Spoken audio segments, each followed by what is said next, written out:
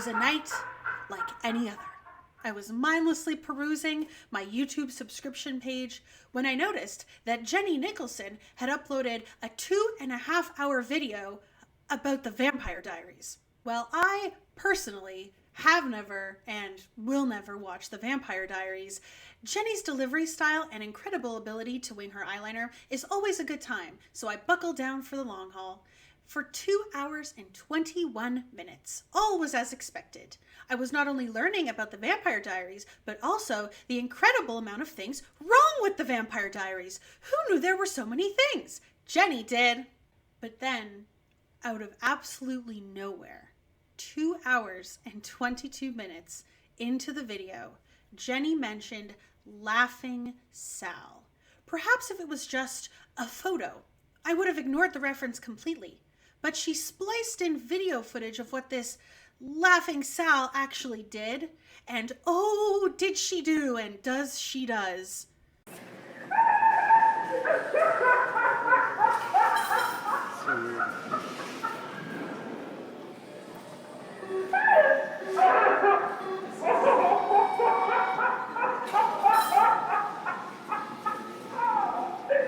I paused Jenny's video, completely distracted and intrigued.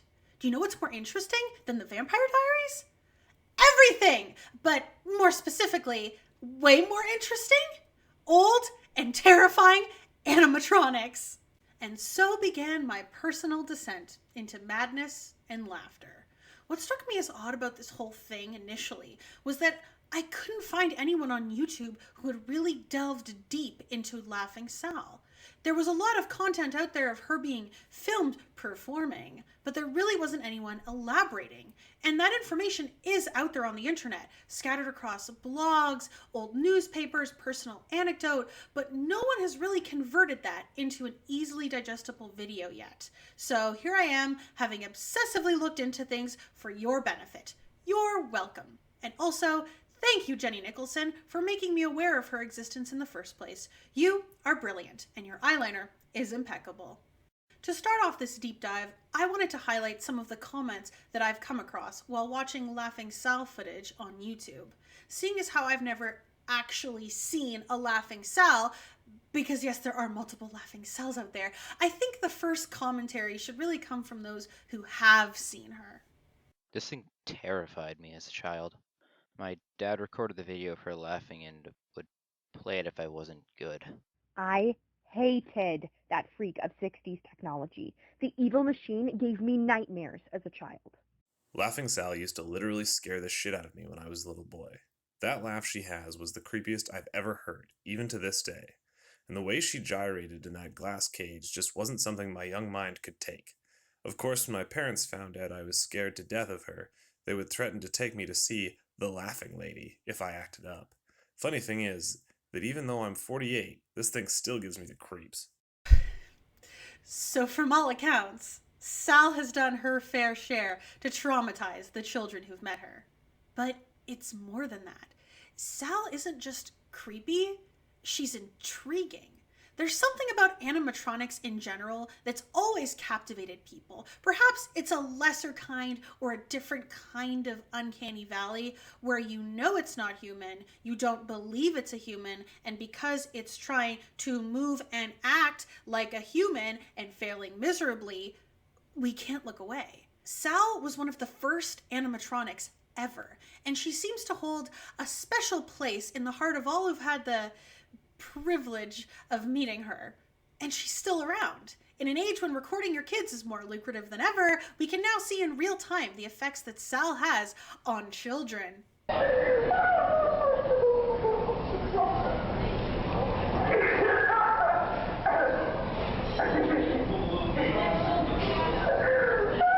That video was me seeing Laffing Sal for the first time in Jenny Nicholson's video.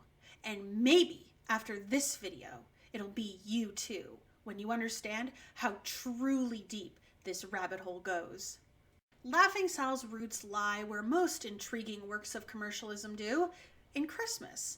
Laffing Sal's figure was built around a previously commissioned 6-foot-tall laughing Santa Claus and was created by the Old King Cole Paper Mache Company in 1930s Ohio.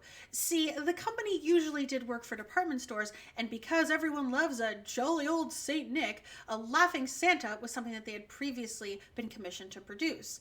Laffing Sal, on the other hand, was commissioned by the Philadelphia Toboggan Company, who was in the amusement park furnishing business, and they were looking for something a little bit more unexpected to greet those entering and exploring amusement parks. So, with a Laughing Santa paper mache torso skeleton cast all ready to go, a woman's head, hands, and feet were constructed with more detailed methods of production, speculated to be specific to the Old King Cole Paper Mache Company products called Kingite, a combination of cornstarch and fillers, among other things. Slap some spring-loaded boobs and arms on there, as well as 2 different mechanics that allowed Sal to move forward and back, as well as wave her arms, and you get this nightmare fuel. I stop here on that image, not to completely ruin your day and haunt your dreams exclusively, but because the ways in which the Laughing Sal has been dressed up over the years by various different amusement parks varies greatly, and I wanted to give all Sals a chance to shine. Here are the ones I've managed to dig up in video form.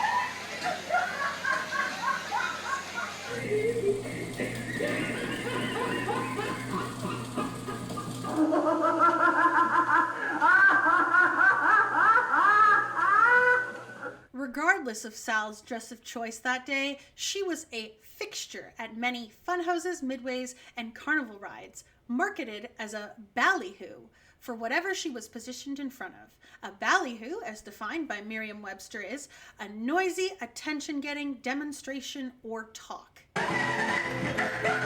A flamboyant, exaggerated, or sensational promotion or publicity. Excited commotion.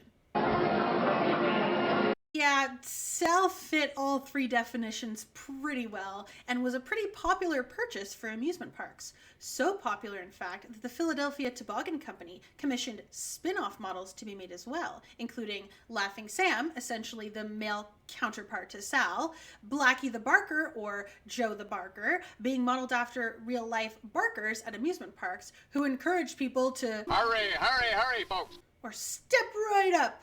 Laughing Luke and Giggling Gertie, seated laughing companions, and the most obscure of the bunch, the Laughing Farmer, of which only one known image resides, and nothing else. But all these knockoffs paled in comparison sales-wise to Sal. Sal was her own woman, and had something beyond just her intriguing good looks to draw people in. Her unique laugh. This is where things start to get truly fascinating. Laughing Sal would just be Sal without her laugh, and it was this part of my research when I truly felt driven to make a video about this entire character. You see, there are stories, there are speculations, there's even some scandal about where Sal's unique laugh actually originated from. There are a few sort of more surface level urban legend stories that I'll get out of the way first. One was that the Old King Cole Paper Mache Company got a woman drunk and told her dirty jokes, and then they recorded her laughing. There have also been stories about a member of staff visiting an insane asylum and getting inspired by a woman laughing there, as well as Sal's voice potentially coming from the winning musician of a talent search. And while these stories are interesting and fun, they're just that, stories. There's no evidence or proof of any of these theories, but there is evidence and proof for 2 of the most prevalent other theories. The first is from the former Old King Cole general manager himself, John Jackson. He was the one in charge when Sal was created, and he says that Sal's laugh is actually that of a man's. a drunk radio talk show host specifically, who was laughing uncontrollably on air, which is a wholesome origin, if you choose to believe that it is in fact the origin. The second theory that has actual evidence to back it up, however, is the one that I personally believe to be true. And it's a lot less wholesome than the first. Tom Rebbe, the president of the Philadelphia Toboggan Company, who sold the original Laffing Sal, credits a woman named Tanya Garth. Tanya is on record for having threatened to sue the company if they didn't credit her for the laugh track, which she said she recorded as a test record a whole year before Laffing Sal was even released.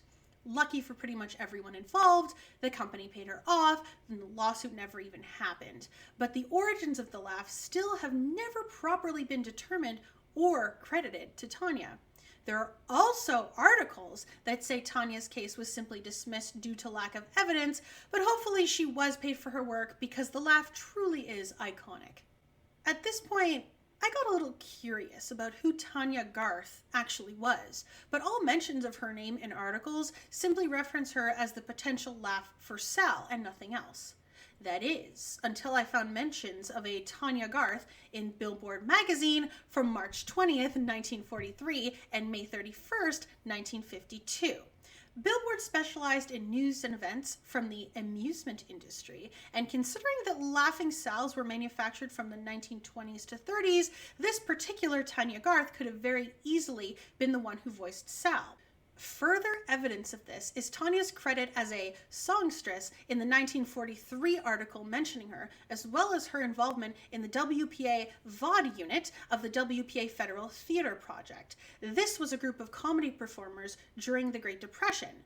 So if Tanya was looking to be a performer and a songstress within the amusement industry, as she ended up being by 1943, the likelihood of her recording a test record for an amusement park company in the late 1920s is decently high and completely within reason to be speculating about. Although I haven't found anyone else referencing these Billboard articles in their analysis of Laffing Sal's iconic laugh, I think considering the mystery behind it all, I don't mind adding these findings to the lore. Somewhere between 250 and 500 Laffing Sals were produced, depending on who you ask or what one can consider an actual Laffing Sal, and yet nowadays they are exceptionally hard to find. Considering she was manufactured by a papier-mâché company looking to produce cheaply above all else, this isn't surprising. That being said, there are a few Laffing Sals still out there and operating. The most well-known and accessible Sals are at the Musée Mécanique at San Francisco's Fisherman's Wharf and at the Beach Boardwalk in Santa Cruz. There are other Sals out there for sure, but many are in personal collections. Many others have either been destroyed by time or, in the case of the Laffing Sal displayed at Rochester Seabreeze Amusement Park, destroyed by a massive fire in 1994.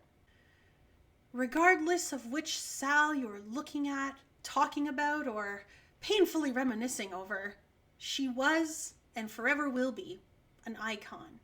A product of her time, a revolutionary animatronic that intrigued, amused, and terrified all manner of amusement park patrons. And still does. Laffing Sal is a truly unforgettable woman.